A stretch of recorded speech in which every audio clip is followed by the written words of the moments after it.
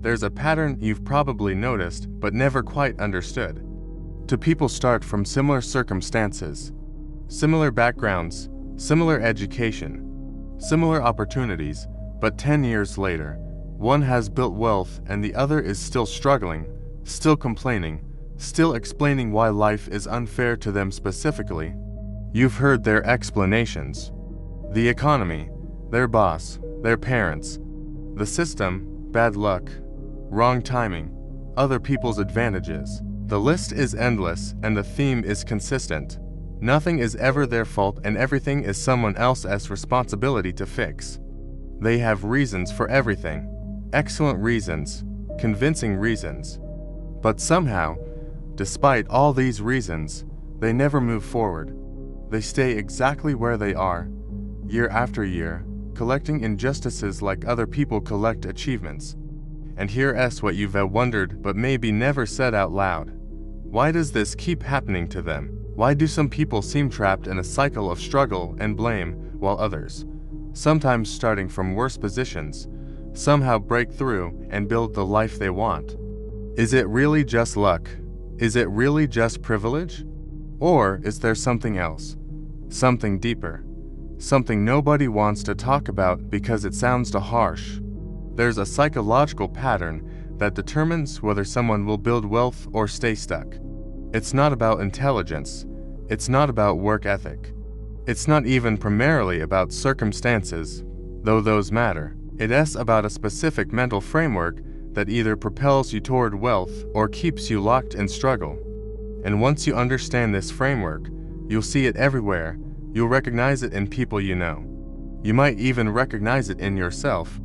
This pattern is called victim mentality, and it's one of the most reliable predictors of lifelong financial struggle. Not because the system is perfect, not because injustice doesn't exist, but because victim mentality creates a specific psychological cage that makes wealth creation psychologically impossible. Today, I'm going to show you exactly why people with victim mentality never get rich, and more importantly, how this mental trap works so that if you recognize it in yourself, you can dismantle it before it dismantles your future. This isn't going to be comfortable because you're going to see yourself or people you care about in these patterns. And recognizing these patterns means you have to make a choice about whether to change them or keep living with their consequences. Let's begin. Close your eyes for a moment and think about the wealthiest person you know personally. Not celebrities, someone you actually know. Now think about how they talk about problems. When something goes wrong, what's their response? Do they spend hours explaining why it wasn't their fault and listing all the external factors that caused it? Or do they quickly move to what they're going to do about it? Notice the difference. The wealthy person you're thinking about probably doesn't spend much time on blame. They acknowledge what happened and move to solutions. That's not coincidence. That's pattern.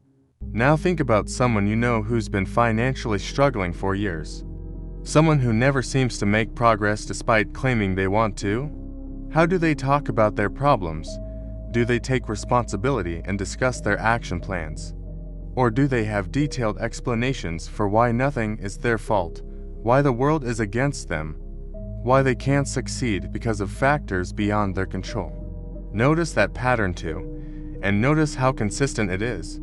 People with victim mentality have incredibly consistent patterns of thought, speech, and behavior, and those patterns guarantee financial struggle.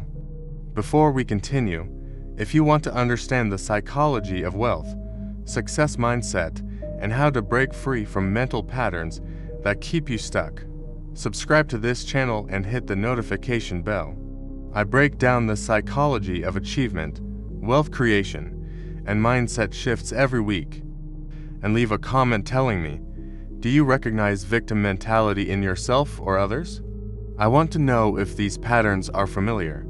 This community grows by honest self-examination. Now let's reveal why people with victim mentality never get rich. Imagine your mind as a spotlight. Whatever you shine that spotlight on becomes your reality. Victim mentality is a spotlight permanently fixed on what you can't control. It scans constantly for obstacles, injustices, disadvantages, and reasons why success is impossible for you specifically. And here's what is crucial to understand. Whatever your mind focuses on consistently becomes your perceived reality. If you're constantly focused on what you can't control, you become blind to what you can control. And wealth is built exclusively from what you can control. Let me take you through a day in the life of someone with victim mentality. They wake up and immediately start thinking about everything that's wrong. The job they hate but feel trapped in, the bills they can't pay, the opportunities they didn't get, the people who succeeded when they didn't, the unfairness of it all. Notice what's missing from this mental pattern. Any focus on what they could do today to move forward. Their mental energy is completely consumed by circumstances and other people. There's nothing left for action. They go to work and something goes wrong. A project fails or a conflict arises. Watch what happens next. Their immediate response is to establish that it's not their fault. They build a case for why external factors caused the problem. They list everyone else's contributions to the failure. They explain in detail why they couldn't have prevented it. They're spending enormous mental energy on blame distribution instead of problem solving. This is the victim mentality in action. The priority in fixing the problem. The priority is ensuring they're not held responsible for the problem. Now watch what happens when an opportunity appears. Someone suggests a new approach, a side project, a skill they could learn, an investment they could make. The person with victim mentality immediately generates reasons why that won't work for them. They don't have the time, they don't have the money, they don't have the connections. They tried something similar before and it didn't work. Other people have advantages they don't have. Notice the pattern. Every opportunity gets filtered through a lens of why it's not possible for them specifically. This is their mind protecting the victim narrative by preemptively rejecting anything that might contradict it. By the end of the day, they've spent 8 to 12 hours focused on when that's wrong, who's to blame, and why change is impossible. They've spent virtually zero mental energy on what they could control, what actions they could take, what small steps would move them forward, and they go to sleep believing they had a normal day, not recognizing that they've just reinforced the exact mental patterns that guarantee they lines be in the same situation tomorrow, next month, next year. Here's what's happening psychologically.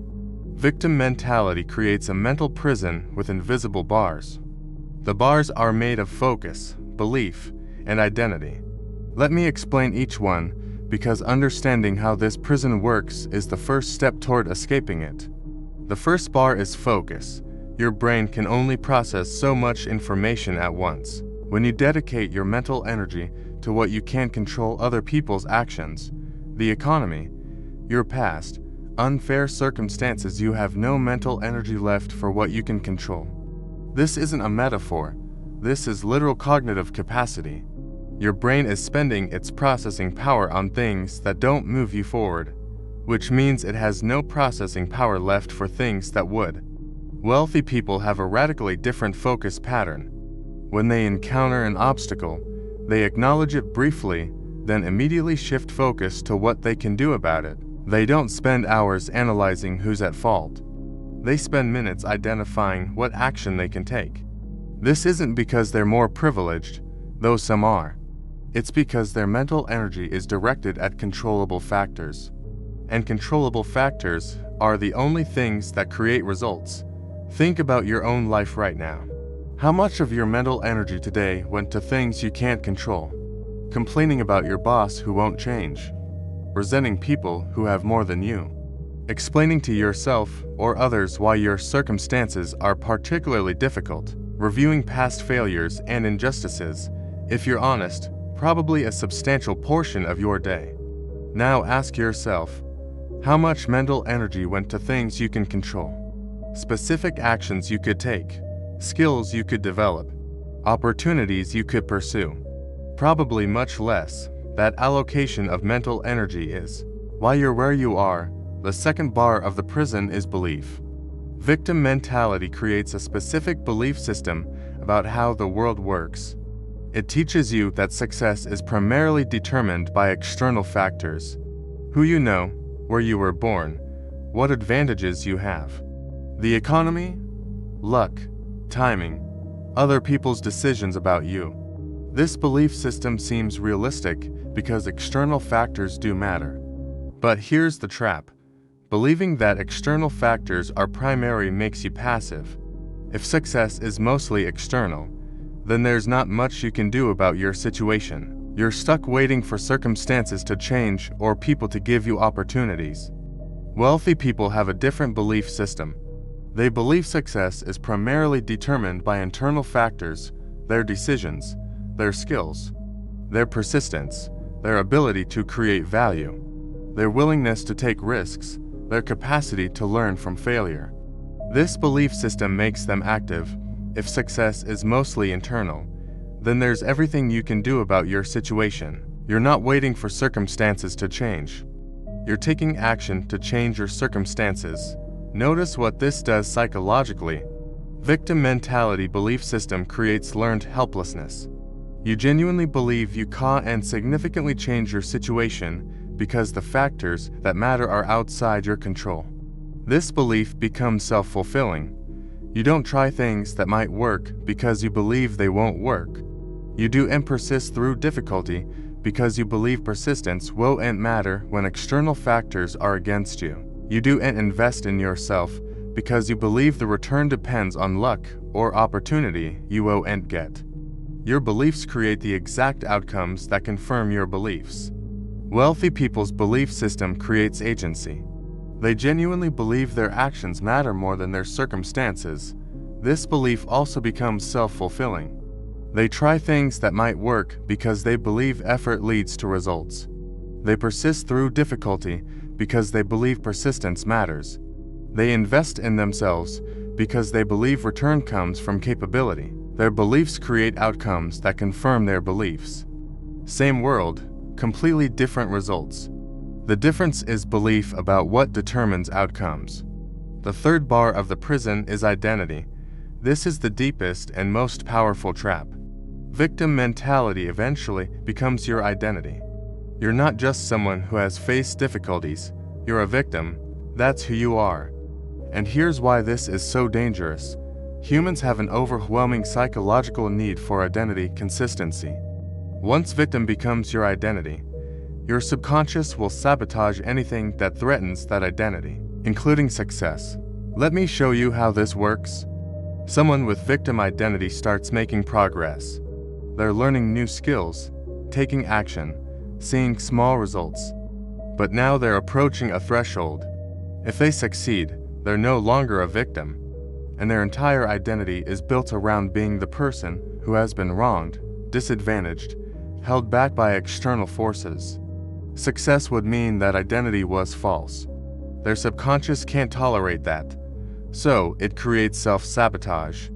They suddenly stop the behaviors that were working. They create drama or crisis that derails progress. They make impulsive decisions that undermine what they were building. They don't do this consciously. They do it because their subconscious is protecting their identity. Being a victim who's been held back is painful, but it's known, it's safe, it's who they are. Success would mean becoming someone new, unknown, without the familiar identity that's been providing them with explanations and social positioning for years. The fear of losing that identity is stronger than the desire for wealth. Wealthy people have identity built around agency and capability. They're someone who solves problems, someone who creates value, someone who persists, someone who learns. When they encounter success, it confirms their identity. When they encounter failure, it's temporary and doesn't threaten who they are. Their identity is compatible with wealth because wealth is a natural outcome of being someone who creates value and solves problems. There's no internal conflict between who they are and what they're building. Now let me show you the specific ways victim mentality prevents wealth creation. These aren't abstract. These are concrete mechanisms that operate daily in the lives of people with this mindset. The first mechanism is opportunity blindness. When your focus is locked on problems and blame, you literally cannot see opportunities. Your reticular activating system, The part of your brain that filters reality is tuned to notice threats, obstacles, and confirmation of victimhood. It's not tuned to notice possibilities. Opportunities pass right by you. You don't see them because your perceptual filters aren't looking for them. I'll give you an example. Two people are at the same networking event. Person with victim mentality sees a room full of people who already know each other, who have advantages they don't have, who probably won't be interested in them. They spend the evening reinforcing their narrative about being an outsider. Person with wealth mindset sees a room full of potential collaborators, mentors, clients, partners. They spend the evening connecting. Same event, completely different perception. One person left with confirmation of victimhood. One person left with 3 conversations that could lead somewhere. The difference is what their brain was filtering for. The second mechanism is initiative paralysis. Wealth is built by people who take initiative without permission. They see opportunities and act. They don't wait for circumstances to be perfect. They don't wait for someone to tell them it's okay. They certainly don't wait for guarantee of success. They take calculated risks with imperfect information. Victim mentality makes this psychologically impossible. When you believe external factors control outcomes, taking initiative feels pointless. Why start something when the system is rigged? Why try when success depends on things outside your control? Why take risk when failure will thus confirm that the world is against you? These questions feel rational from inside victim mentality, but they guarantee you'll never take the actions required to build wealth. Wealth rewards initiative. If you can't take initiative because your mental framework says it won't matter, you're locked out of wealth creation before you even start. The third mechanism is relationship toxicity. Wealth is rarely built alone. It requires relationships. Partners, mentors, investors, clients, collaborators, supporters. These relationships require reciprocity. You provide value, they provide value. But victim mentality makes reciprocity nearly impossible. People with victim mentality are emotional energy drains. Every conversation becomes about their problems, their struggles, their complaints about unfairness. They take far more than they give. They need constant support, validation, and reassurance, but provide little value in return. Successful people eventually avoid them because the relationship is exhausting and one-sided. This isn't cruelty, it's self-preservation. Nobody wants to spend limited time and energy on relationships that only extract without contributing. But the person with victim mentality interprets this avoidance as more evidence of victimhood. Successful people won't help them because the system is designed to keep them down. They don't recognize that they've made themselves unable to form the reciprocal relationships that wealth requires. They've surrounded themselves with other victims who reinforce the narrative but can't help them build wealth because they restuck in the same pattern. The fourth mechanism is failure interpretation. Everyone fails. Wealthy people fail more than most because they attempt more. The difference is what failure means to them. For someone with wealth mindset, failure is information. It shows what doesn't work so they can try something else. Failure is temporary, specific, and educational. For someone with victim mentality, failure is confirmation. It proves the world is against them. It validates their belief that success is impossible for them. Failure is permanent, global, and definitive.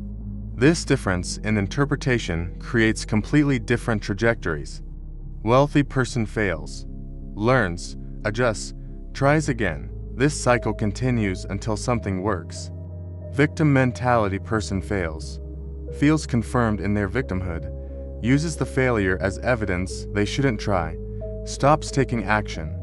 One failure becomes reason to try smarter. One failure becomes reason to stop trying. Over years, these different responses to failure create the wealth gap. The fifth and most insidious mechanism is comfort in struggle. This sounds paradoxical, but it's crucial to understand. Victim mentality is painful, but it's also comfortable. It provides certainty, identity, community. and absolution from responsibility. There's comfort in knowing who you are, even if who you are is someone who struggles. There's comfort in having explanations for why life is hard. There's comfort in community with other victims who validate your narrative. There's comfort in not being responsible for your outcomes because they're determined by external factors. Wealth requires giving up these comforts. It requires uncertainty. It requires changing identity. It requires leaving communities that reinforce victimhood. It requires taking full responsibility for outcomes. For someone deeply identified with victimhood, wealth feels threatening because it means losing all these comforts. So they unconsciously choose struggle because struggle is known, safe, and identity consistent.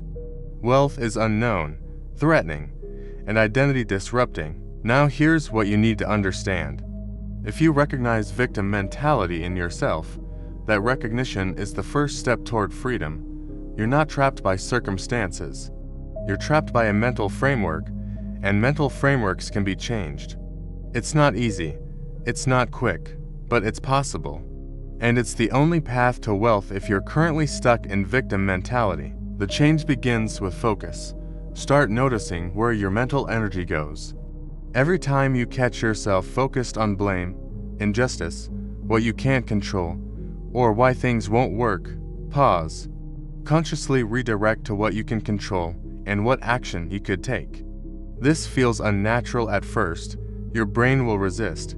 It wants to return to familiar patterns. Keep redirecting. Over weeks, this creates new neural pathways. Focus becomes a choice rather than automatic pattern. The second change is belief. Start questioning the belief that external factors determine your outcomes. Not by pretending they don't matter, by recognizing that internal factors matter more. Find examples in your own life where your actions created results despite circumstances. Find examples of people who built wealth from worse starting positions than yours. Use these examples to build new belief. Internal factors are primary. This doesn't deny reality of external factors. It changes what you believe determines outcomes most. The third change is identity. This is hardest but most essential. You have to be willing to let go of victim as identity. This means losing the explanations, the community validation, the absolution from responsibility. It means facing the fact that you've played a role in creating your current situation through your mental patterns, not just through external factors victimizing you. This is painful. It's necessary. You cannot build wealth while identified as victim because those identities are incompatible. Start building new identity around agency. You're someone who takes action, someone who creates value, someone who persists, someone who learns. Every time you take action despite fear, you're reinforcing this identity. Every time you create value for others, you're reinforcing this identity. Every time you persist through difficulty, you're reinforcing this identity. New identity is built through repeated action that contradicts old identity. That's the only way this changes. People with victim mentality never get rich because victim mentality makes wealth psychologically impossible, not because the system is perfect, not because circumstances don't matter, but because victim mentality creates focus on what you can control, belief that external factors determine outcomes, and identity that's incompatible with wealth creation. These three factors create opportunity blindness, initiative paralysis, relationship toxicity, catastrophic failure interpretation, and comfort in struggle. Collectively, these mechanisms guarantee financial stagnation regardless of circumstances. But you're not your current mental patterns. You're not permanently locked in victim mentality. You're someone who can choose different focus, build different beliefs, and construct different identity. Those choices create different actions. Different actions create different results. Different results create different life. The question isn't whether this is possible. The question is whether you're willing to give up the comforts of victim mentality to pursue the uncertainty of wealth. That choice is yours, but understand what you're choosing. Keeping victim mentality means keeping struggle. It means years from now, you'll be in similar situation, with similar complaints, Still explaining why wealth is impossible for you specifically.